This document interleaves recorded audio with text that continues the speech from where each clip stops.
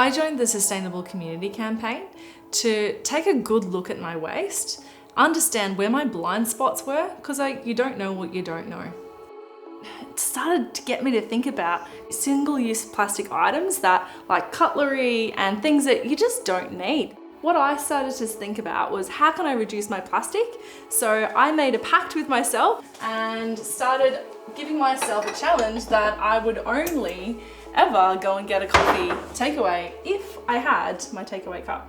Once I joined the One Change at a Time campaign, the first few days were actually quite fun because we were used to just dumping everything into the main garbage bag. My husband and I would constantly remind each other, no, we have to put it in little bags, or we have to segregate it in boxes, and no, this one should be here, or should that one be here?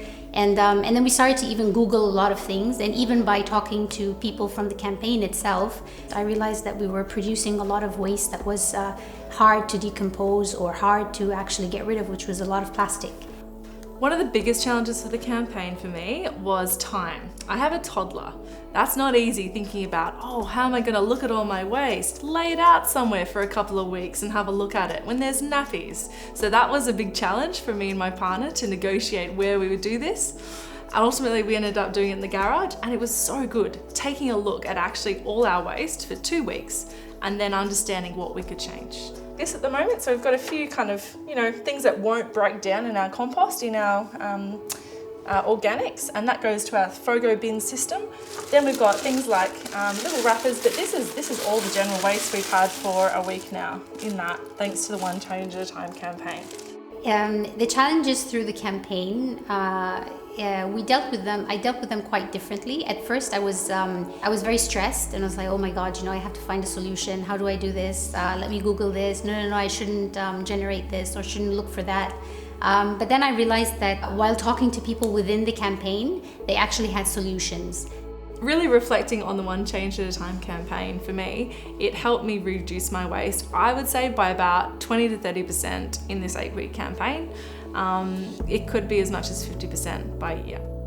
By having a child, right? Because now I'm more educated.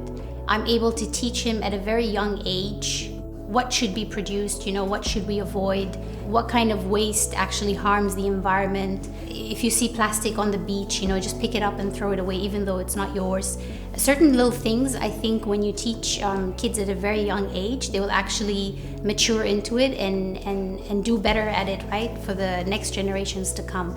I think future generations, for me, is an intrinsic value that drives me.